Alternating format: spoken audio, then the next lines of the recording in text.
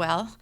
I have two beautiful sons. Giancarlo was my firstborn son. He would have been 24 this year. Um, and I have another 20-year-old son.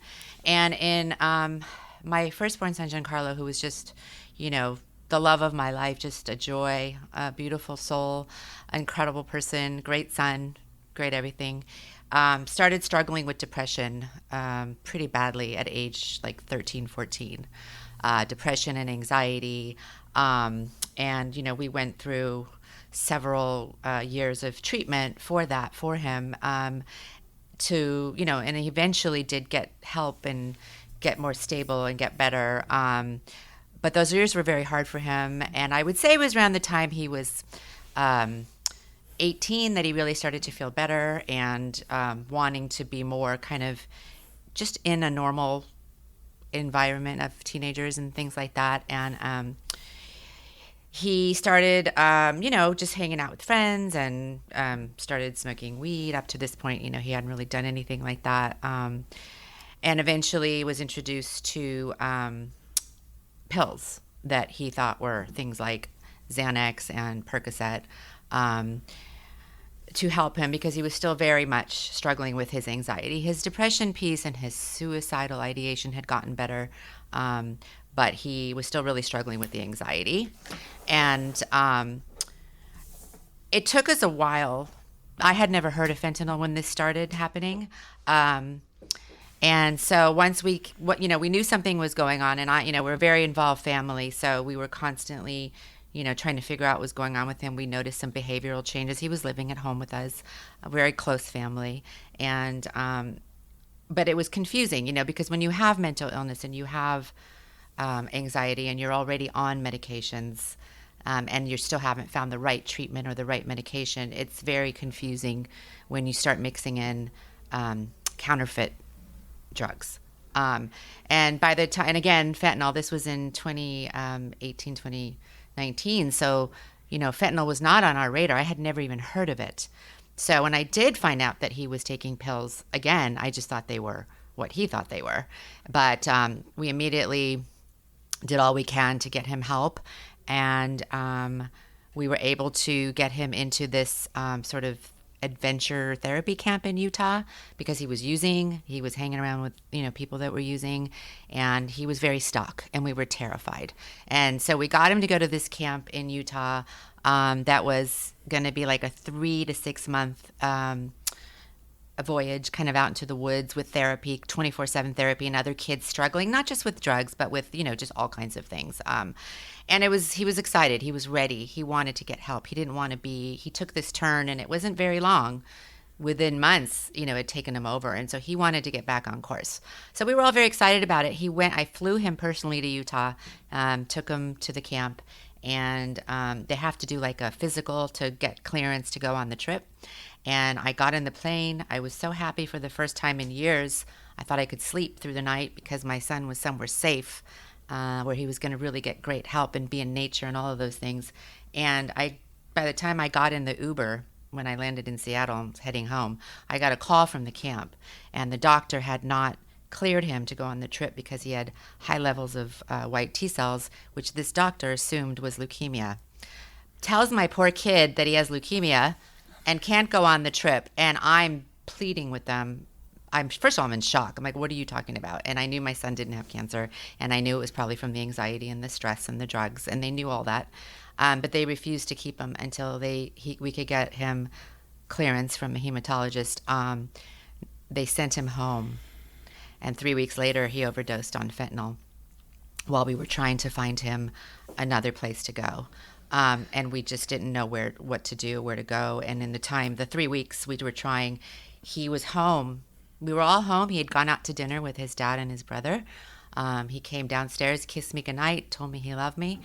And about an hour later, my younger son heard him aspirating and came and got us. And my younger son was a lifeguard at the time, so he started resuscitating him while we called 911.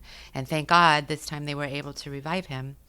Barely. Took several doses of Narcan, which again I'd never heard of.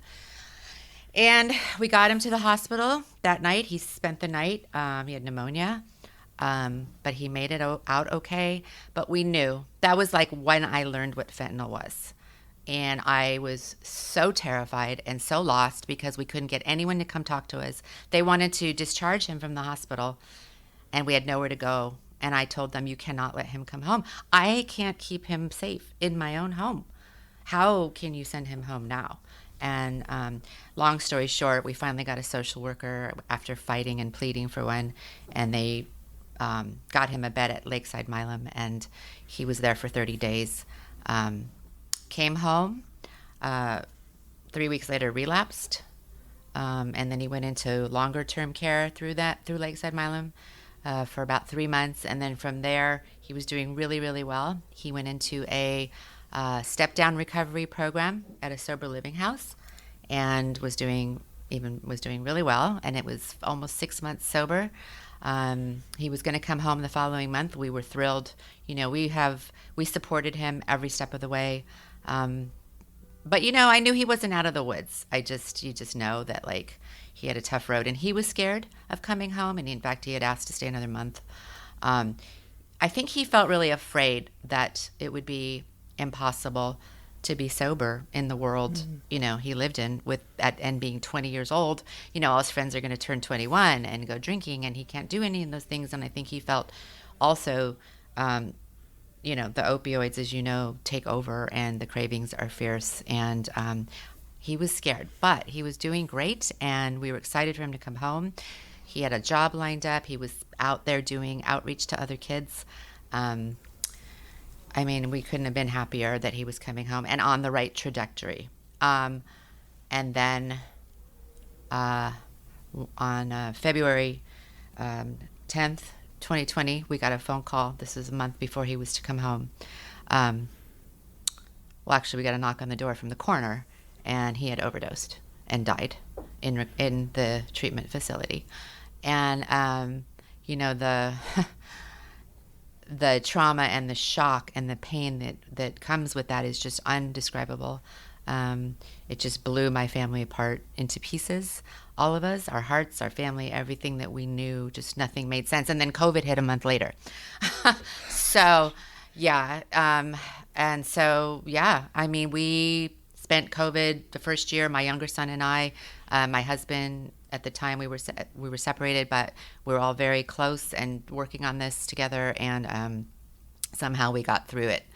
And I think for me, the driving force was my younger son, and making sure that he stayed on his path and got to live his life despite his pain and sorrow and heartbreak over losing his brother, his only brother and best friend. And so but somehow we got through COVID, and we just all supported each other. I had an incredible amount of support from friends and family. And I would say maybe a year into this, I started figuring out, I just had this anger and this rage and this frustration at how could this have happened? Like, I was so blindsided by it. My son, my family were everything to me, and I felt like I was a good mom all the way. And I know my son knew that and loved me, and he knew I loved him and was helping him, but this was so powerful. It was bigger than all of us, and we didn't know what to do, and we lost him as a result of that. And so I had to take all these feelings and put them somewhere, because they were making me literally go insane, and I needed to be strong and do something to get through it for my other son, Dante. So I just started thinking about it, and I came up with this idea of just forming a coalition that would be able to provide valuable information that we didn't have. And I just started making phone calls to people, and I just started putting it out there. And one person after another, starting with Brad Finegood at King County, and who was so supportive and encouraging to me and helpful to do this. And I also reached out to author Ben Westhoff, who wrote the book Fentanyl Inc. I had read that book not long after my son died, because I didn't know what fentanyl was. I wanted to know everything about it. And he has been gracious and has been helping me in this as well. And then I thought, how do I get the word out? How do I do this? I don't know how to do this. I know what I want to say, and I know I have the strength to do it, but I don't know how. So I called Candace Leitner, the founder of Mothers Against Drunk Driving, and she's now my advisor, and also along with Brad and Ben, and my brother who does all this wonderful social media, and my son Dante, who's my youth advisor. And I've built this incredible dream team of people that I still wake up every day and can't believe are supporting me in this, but I'm so grateful and thankful. And so, yeah, we've come a very long way in a year. Our social media is really our primary tool for distributing information, resources that are, harm reduction resources for families. What King County is doing, what WRA is doing, what so many amazing organizations like End Overdose and Dance Safe and FentCheck and all these amazing groups that are doing such amazing work. I want to put them all on my website, and I am putting them all on my website. And then I want to reach out through social media in a way that is relatable to kids, so they can also take part in their own helping themselves. And so, yeah, here I am.